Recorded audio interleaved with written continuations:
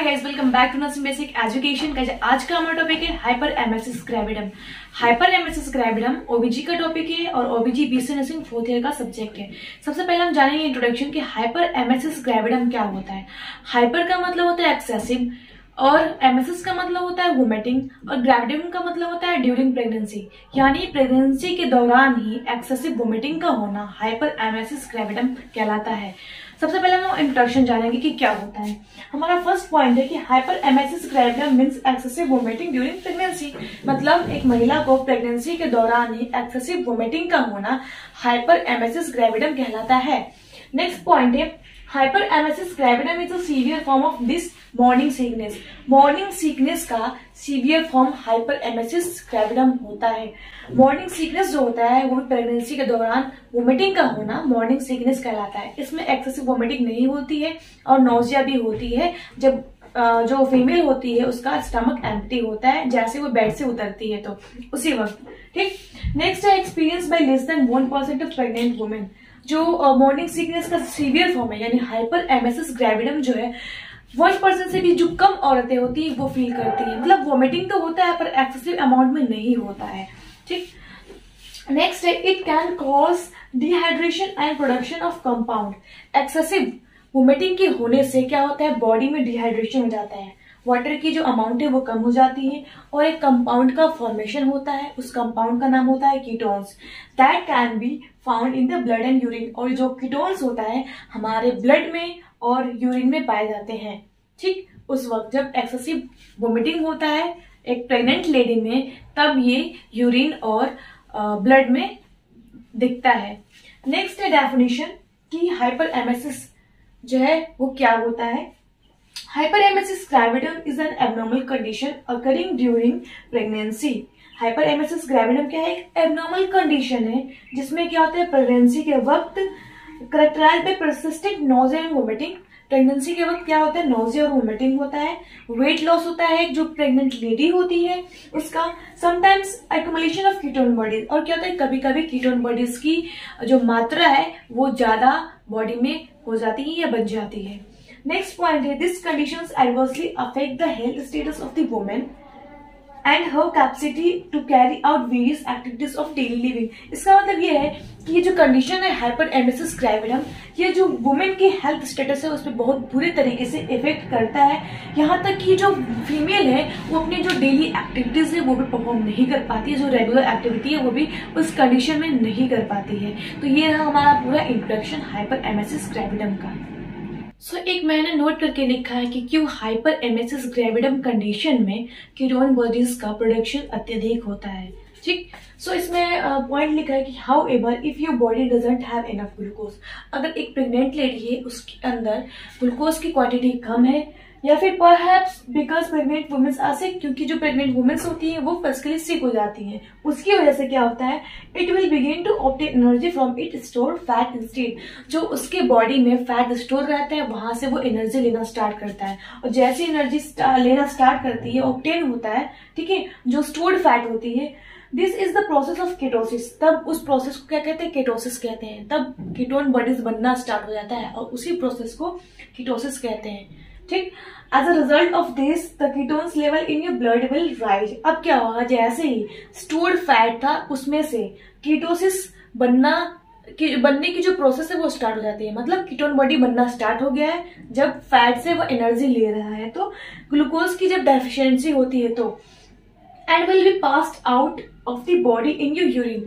अब जब extra production burn हो रहा है कीटोन बॉडीज का तो वो कहाँ जाएगा, वो किडनी के थ्रू ब्लड से फिल्टर होगा और यूरिन के थ्रू पास आउट हो जाता है, एक्सक्रीट आउट हो जाता है। तो इस तरीके से कीटोन बॉडी का प्रोडक्शन होता है एक प्रेग्नेंट जो लेडी होती है। अब हम जानेंगे कि मॉर्निंग सिकनेस और हाइपर एमेसिस ग्रेविडेरियम में दोनों में डिफरेंस क्या है। दोनों ही कंडीशन में वोमिटिंग होती है पर एक में बहुत कम होती है और एक में एक्सेसिव होती है। ठीक, हमारा फर्स्ट पॉइंट है मॉर्निंग सिकनेस का।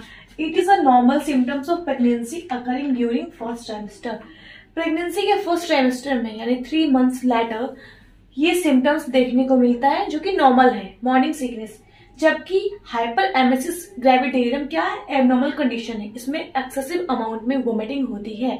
सेकेंड पॉइंट है nausea and vomiting are common in morning hours मतलब मॉर्निंग के टाइम नोजिया और वोमिटिंग कॉमन होता है प्रेगनेंसी के वक्त, specially rising from the bed. अगर जो लेडी है अगर जैसे ही जस्ट बेड से उठ रही है तो उस वक्त तुरंत क्या होता है, वोमिटिंग स्टार्ट हो जाता है, वो कॉमन है। And day advance severity reduce, यानी जैसे जैसे दिन बढ़ते जाता है, दोपहर होते रहती है, तो उस वक्त क्या होता है, जो वोमिटिंग होता है वो एक तो कम होता है और भी कम हो जाती है। पर हाइपर एमेसिस ग्रेविडेरम में क्या होता है कि नोजिया और वोमिटिंग आर सीवियर टाइप, इसमें सीवियर होता है। ठीक, next nausea and vomiting are mild type, इसमें माइल्ड टाइप होता है नोजिया और वोमिटिंग मॉर्निंग सीकनेस में। जबकि हाइपर एमेसिस ग्रेविडेरम में क्या होता है, in this women complains of persistent of nausea and vomiting, इसमें वुमेन्स जो है प्रेग्नेंट लेडी लगातार कंप्लेन करती है वोमिटिंग के लिए कि उसको वोमिटिंग हो रहा है। नेक्स्ट है it usually doesn't affect the health status of women adversely, यह बुरी तरीके से वुमेन्स के हेल्थ स्टेटस को अफेक्ट नहीं करता है मॉर्निंग सीकनेस। ठीक, जबकि हाइपर एमेसिस ग्रेविडम क्या करता है, it affect the women's health status adversely, बहुत ही बुरे तरीके से जो वुमेन्स है उसके हेल्थ स्टेटस को अफेक्ट करता है। नेक्स्ट पॉइंट है usually there is no weight loss, morning sickness में वेट लॉस अक्सर नहीं होता है, जबकि हाइपर एमेसिस ग्रेविडेरम में वेट लॉस कॉमन है, मतलब वेट लॉस होता ही है। ठीक, नेक्स्ट है clinical features of dehydration and ketosis are usually absent, इसमें मतलब मॉर्निंग सीकनेस में जो कीटोन बॉडीज बन रहे थे वो नहीं होता है, और जो क्लिनिकल फीचर्स क्या है, डिहाइड्रेशन, मतलब इसमें इतनी उल्टी नहीं होती, वोमिटिंग नहीं होती है कि जो पेशेंट है वो डिहाइड्रेटेड हो जाए। जबकि हाइपर एमेसिस ग्रेविडेरम में क्या होता है, यूजुअली प्रेजेंट, मतलब कीटोन बॉडी का फॉर्मेशन एक्सेसिव होने लगता है और डिहाइड्रेशन भी होने लगती है। नेक्स्ट पॉइंट है hospitalization is usually not required, इसमें उतना हॉस्पिटल की रिक्वायर्ड नहीं होती है। जबकि हाइपर एमेसिस ग्रेविडेरम में क्या होता है कि हॉस्पिटलाइजेशन रिक्वायर्ड हो जाता है, एसेंशियल हो जाता है, जरूरी हो जाता है, इतनी वोमिटिंग हो जाती है, डिहाइड्रेशन होता है और कीटोन बॉडी का फॉर्मेशन होने लगता है, जिसकी वजह से वो यूरिन के रास्ते से भी वो एक्सक्रीट आउट होता है, इतना अमाउंट में बनने लगता है। सो ये रहा हमारा डिफरेंस दोनों में, मॉर्निंग सीकनेस और हाइपर एमेसिस ग्रेविडेरम में। सो अब हम जानेंगे कि कौन कौन से कॉजेज हैं और जो रिस्क फैक्टर है जिसकी वजह से हाइपर एमेसिस ग्रेविडेरम हो रहा है। सो हमारा फर्स्ट पॉइंट है कॉजेज में कि absolute cause of hyper emesis gravidarum are still unknown, exact causes पता नहीं किसकी वजह से हाइपर एमेसिस ग्रेविडेरम हो रहा है। ठीक, प्रोबेबल कॉज आर फॉलोइंग, कुछ नीचे दिए गए हैं पॉइंट्स, हो सकता है कि इन सारे कारण की वजह से हाइपर एमेसिस ग्रेविडम हो सकता है। सो फर्स्ट पॉइंट है high levels of HCG, human chorionic gonadotropin hormone होती है जिसे एचसीजी कहते हैं, इसकी लेवल ज्यादा हो जाती है तो भी चांसेस है कि हाइपर एमेसिस ग्रेविडेरम हो सकता है। नेक्स्ट है this probable is more common in women who has first pregnancy, ऐसी लेडी जो पहली बार प्रेग्नेंट हो रही है तो उनमें ज्यादा चांसेस है कि हाइपर एमेसिस ग्रेविडेरम देखने को मिलता है। सो ये हमारा सेकंड पॉइंट हुआ। नेक्स्ट है रिस्क फैक्टर क्या हो सकते हैं जिसकी वजह से हाइपर एमेसिस ग्रेविडम देखने को मिलता है। फर्स्ट है प्रीमी ग्रेविडा, जो प्रीमी ग्रेविडा जो होती है, जो लेडी पहली बार प्रेग्नेंट होती है उसे प्रीमी ग्रेविडा कहते हैं। सो ये भी एक कारण हो सकता है हाइपर एमेसिस ग्रेविडेरम का। नेक्स्ट है प्रीवियस हिस्ट्री ऑफ डिजीज, अगर पहले से कभी हिस्ट्री रहा है डिजीज का, ठीक है, तो भी ये होने दूसरी बार भी होने के चांसेस हैं कि हाइपर एमेसिस ग्रेविडेरम हो सकता है, मतलब एक्सेसिव वोमिटिंग होना प्रेगनेंसी के दौरान। नेक्स्ट है फैमिली हिस्ट्री, अगर फैमिली में हिस्ट्री रहा है इस चीज का कि पहले कभी मामा या दादा के साइड से, ठीक है, तो उस कंडीशन में भी ये वापस हो सकता है हाइपर एमेसिस ग्रेविडेरम। नेक्स्ट है मल्टीपल प्रेगनेंसी, अगर बार बार एक लेडी जो है तीन से अधिक अपने जो यूट्रस होता है उसको प्रेग्नेंट कर रही है तो उस कंडीशन में भी हाइपर एमेसिस ग्रेविडेरम देखने को मिलता है। नेक्स्ट है मोलार प्रेगनेंसी, मोलार प्रेगनेंसी होता है जो मोल का फॉर्मेशन हो जाता है प्रेगनेंसी के वक्त, उसे मोलार प्रेगनेंसी कहते हैं। सो मोलार प्रेगनेंसी की वजह से भी क्या हो सकता है, पूरी रिस्क है कि हाइपर एमेसिस ग्रेविडेरम हो, यानी एक्सेसिव वोमिटिंग होना ड्यूरिंग प्रेगनेंसी। नेक्स्ट है अनप्लान्ड प्रेगनेंसी, अनप्लान्ड प्रेगनेंसी को इस चीज से रिलेट कर सकते हैं जैसे कि एक वुमेन या लड़की है वो पहले से मेंटली प्रिपेयर्ड नहीं रहती है तो उसके कारण भी क्या हो सकता है, हाइपर एमेसिस ग्रेविडेरम हो सकता है। सो ये रहा हमारा सारा कॉजेस और रिस्क फैक्टर जिसकी वजह से एक्सेसिव वोमिटिंग होती है प्रेगनेंसी के दौरान। अब हम जानेंगे कि हमारा जो हाइपर एमेसिस ग्रेविडेरम कंडीशन था उस कंडीशन में कौन कौन से क्लिनिकल मैनिफेस्टेशन देखने को मिलते हैं। इसमें फर्स्ट पॉइंट है एक्सेसिव नोज एंड वोमिटिंग, उस लेडीज को क्या होगा, एक्सेसिव नॉजिया होगा और वोमिटिंग होगा। ठीक, next nausea vomiting remains continue even after end of first trimester. First trimester मैंने बताया कि 3 मंथ्स का होता है और उसके बाद भी लगातार वो कंटिन्यू रहेगा, वोमिटिंग होता रहेगा। ठीक, नेक्स्ट है वेट लॉस। वेट लॉस होगा जो फीमेल्स होगी। नेक्स्ट है inability to carry out activities of daily living. जो भी डेली एक्टिविटी है वो लेडीज है परफॉर्म नहीं कर पाएगी। ठीक है, नेक्स्ट है लॉस ऑफ एपेटाइट, भूख नहीं लगेगी, जिस उस कंडीशन को एनोरेक्सिया कहते हैं। ठीक है, next decrease urine output, urine output जो है वो कम हो जाएगी। ठीक है, नेक्स्ट है पेन इन एपिगैस्ट्रिक एरिया में आल्सो अकर। जो एपिगैस्ट्रिक रीजन होता है उस एरिया में क्या होगा, पेन होगा। अब मैं थोड़ा सा एक्सप्लेन कर दूं कि एपिगैस्ट्रिक रीजन कौन सा होता है। ये मान लो ह्यूमन बॉडी होती है, ह्यूमन बॉडी में 4 कैविटीज प्रेजेंट होते हैं। क्रैनियल कैविटी जो ये पूरा सर होता है, उसके बाद थोरेसिक कैविटी जिसे धड़ कहते हैं, नेक्स्ट है एब्डोमिनल कैविटी और पेल्विक कैविटी होती है। तो इस एब्डोमिनल कैविटी को यहाँ पे मैंने बड़े से पिक्चर में ड्रॉ किया है। ये पूरा क्या है, एब्डोमिनल कैविटी है और एब्डोमिनल कैविटी को 9 रीजन में डिवाइड करा गया है। ठीक है, सो 1 2 3 4 5 6 7 8 9 ये पूरे 9 रीजन हुए। ये हमारा एपिगैस्ट्रिक रीजन हुआ, जहां मैंने बताया जहां पेन होता है वो कौन सा रीजन होता है, एपिगैस्ट्रिक, जो कि ये है। ठीक, हाइपर एमेसिस ग्रेविडेरम कंडीशन में इस रीजन में पेन होता है।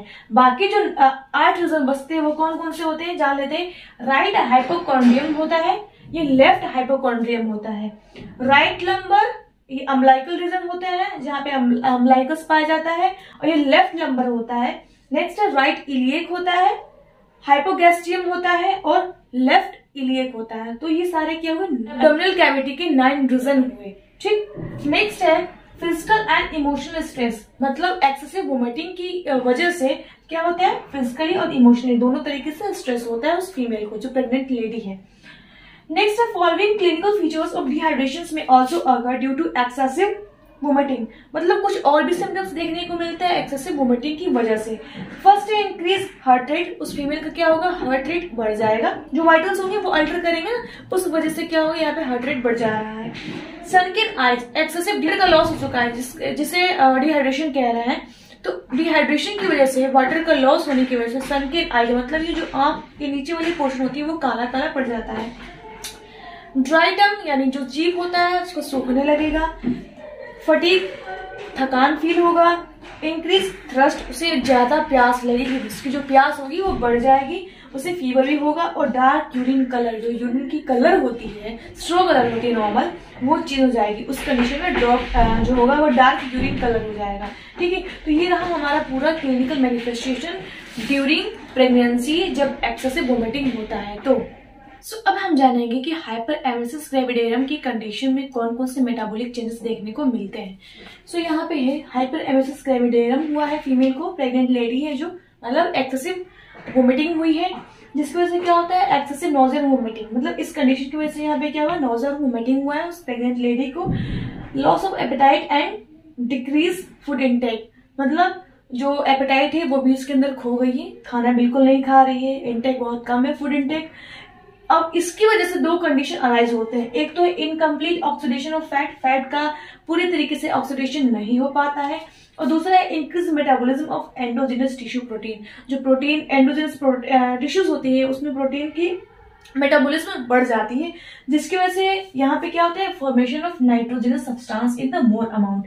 जैसे ही प्रोटीन की मेटाबॉलिज्म बढ़ जाती है एंडोजिनस टिश्यू में, उसकी वजह से नाइट्रोजनस सब्सटेंस का फॉर्मेशन ज्यादा होने लगता है। और फिर क्या होता है कि नाइट्रोजनस सब्सटेंस क्या होता है, किडनी के द्वारा ज्यादा अमाउंट में एक्सक्रीट आउट होने लगता है। ठीक, यहाँ पे क्या था कि इनकम्प्लीट ऑक्सीडेशन हो रहा था फैट का, जिसकी वजह से कीटोन बॉडीज एक्युमुलेट हो रहा था, इकट्ठा हो रहा था, और फिर कीटोसिस हो रहा था। कीटोसिस का मतलब होता है कीटोन बॉडी का फॉर्मेशन होना, उसकी प्रोसेस को ही कीटोसिस कहते हैं। ठीक है, और इस कीटोसिस की वजह से 2 कंडीशन अराइज हो रहे थे। पहला excretion of acetone in urine bye kidney, kidney के द्वारा क्या हो रहा था, जो कीटोन बॉडी है वो एक्सक्रीट आउट हो रहा था। और इसके अलावा बैड ब्रीथिंग, उस जो लेडी है प्रेग्नेंट लेडी, उसके अंदर क्या होती है, बैड ब्रीथिंग, मतलब जो स्मेल है वो बहुत ही बुरी थी। ये सारे से मेटाबॉलिक चेंजेस देखने को मिलते हैं एक हाइपर एमेसिस ग्रेविडेरम कंडीशन में। अब हम जानेंगे कि कौन कौन से एसोसिएटेड कॉम्प्लिकेशन हो सकते हैं अगर हाइपर एमेसिस ग्रेविडेरियम को ट्रीट नहीं किया तो। हमारे यहाँ पे है कि untreated cases of hyper emesis gravidarum following complication में कौन, ये सारे कॉम्प्लिकेशन हो सकते हैं। सबसे पहला कि मैटरनल, मतलब मैटरनल और फीटल दोनों में कॉम्प्लिकेशन देखने को मिल सकते हैं। मैटरनल में क्या होगा, वर्निक्स एंसेफेलोपैथी, ये हो सकता है। वर्निक्स एंसेफेलोपैथी एक न्यूरोलॉजिकल कंडीशन है जिसमें क्या होता है, क्लिनिकल ट्रायल देखने को मिलता है।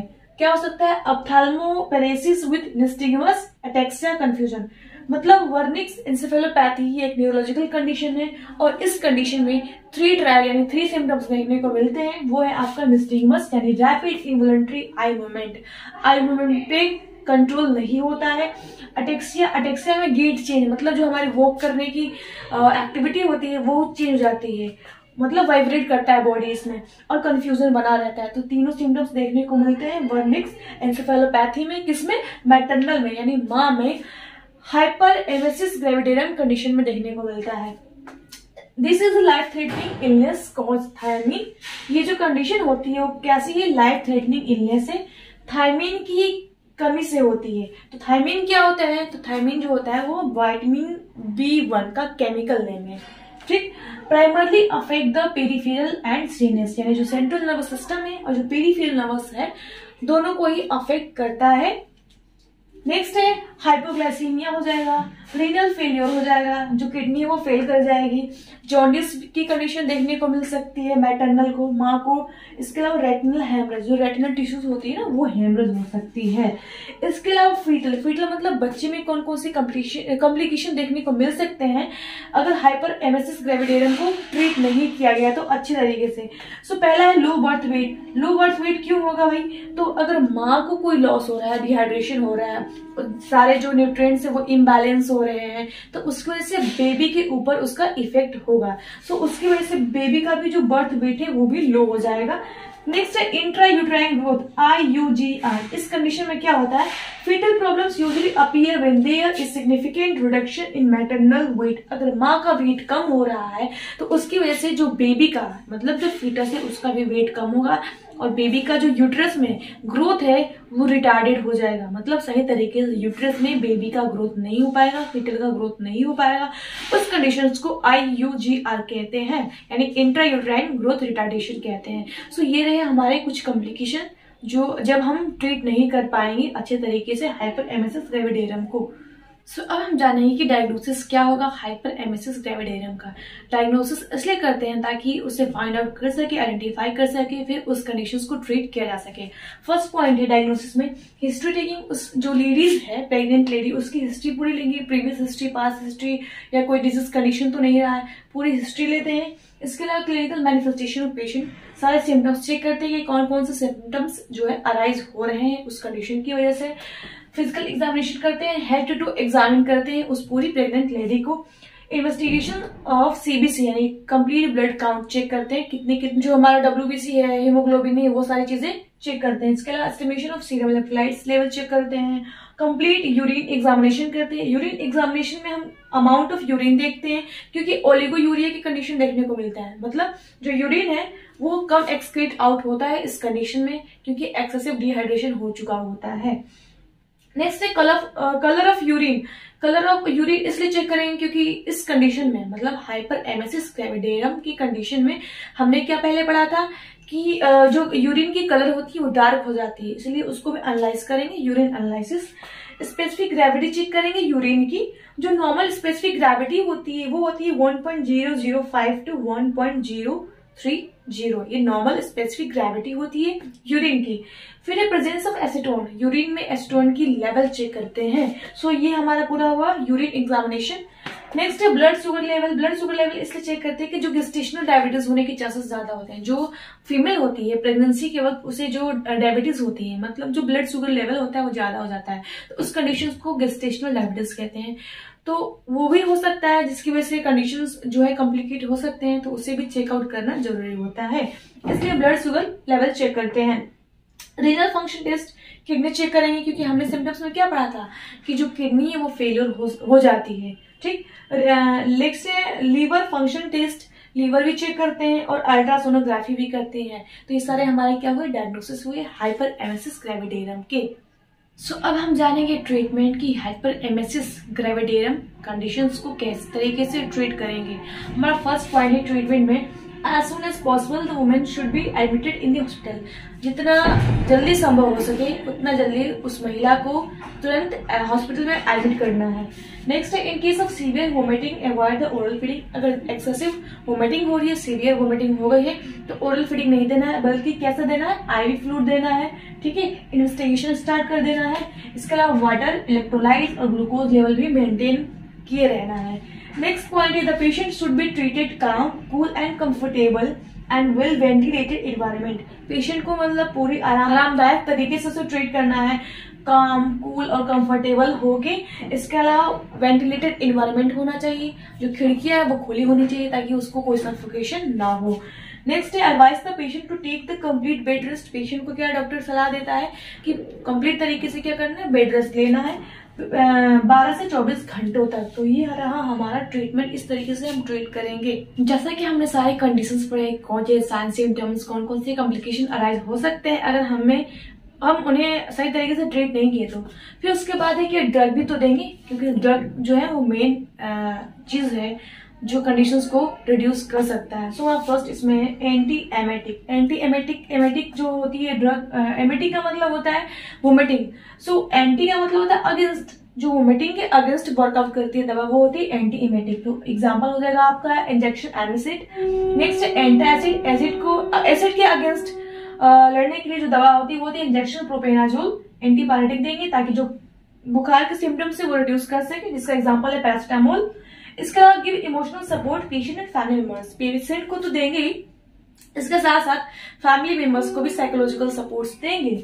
इसके अलावा after subsidence of vomiting encourage the patients to take the oral diet. अगर वोमिटिंग कम हो गया है तो पेशेंट को ओरल डाइट के लिए तुरंत बोलेंगे, और ओरल डाइट में भी सबसे पहले लिक्विड डाइट बोलेंगे, उसके बाद सॉलिड डाइट देंगे। सो ये रहा हमारा पूरा मेडिकेशन जो देते हैं।